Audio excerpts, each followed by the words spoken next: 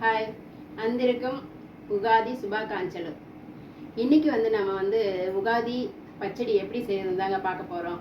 அது இன்னைக்கு ரொம்ப ஸ்பெஷல் தெலுங்குக்காரவங்களுக்கு.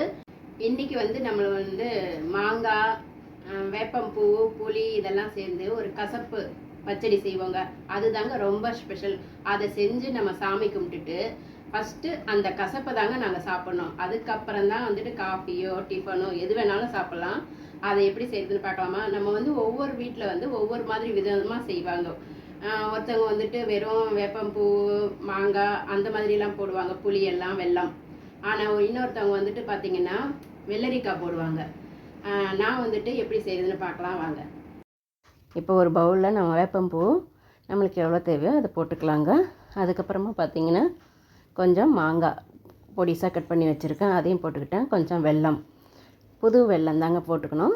புது வெல்லம் எடுத்து நம்மளுக்கு தேவையான அளவு போட்டுக்கிட்டு, அப்புறமா புது புளி எடுத்து கரைச்சி வச்சுருக்கேன், அதையும் நம்ம தேவையான அளவு ஊற்றிக்கலாங்க. அதுக்கப்புறமா கொஞ்சம் சுவைக்கு உப்பு போட்டுக்கிட்டால் கொஞ்சம் நல்லா டேஸ்ட்டாக இருக்கும். இது எல்லாமே நாம் ஒன்றா கலந்து விட்டுக்கிட்டு கொஞ்சம் தண்ணி ஊற்றி நல்லா கலந்துக்கிட்டால் அவ்வளோதாங்க, நம்மளுக்கு வேப்பம்பூ பச்சடி ரெடி. இது நம்ம சில பேர் ஒவ்வொரு வீட்டில் ஒவ்வொரு மாதிரி பண்ணுவாங்க. இதில் வெள்ளரிக்காவும் பொடியாக கட் பண்ணி போடலாம். ஆனால் எங்கள் வீட்டில் அந்த பழக்கம் இல்லைங்க. ஆனால் எங்கள் அம்மா வீட்டிலலாம் அந்த மாதிரி போடுவாங்க. அது மாதிரி ஒவ்வொரு வீட்டில் ஒவ்வொரு பழக்கம். அவ்வளோதாங்க. வீடியோ பார்த்துக்கிட்டு லக்ஷ்மி சமையலுக்கு சப்ஸ்கிரைப் பண்ணிக்கோங்க.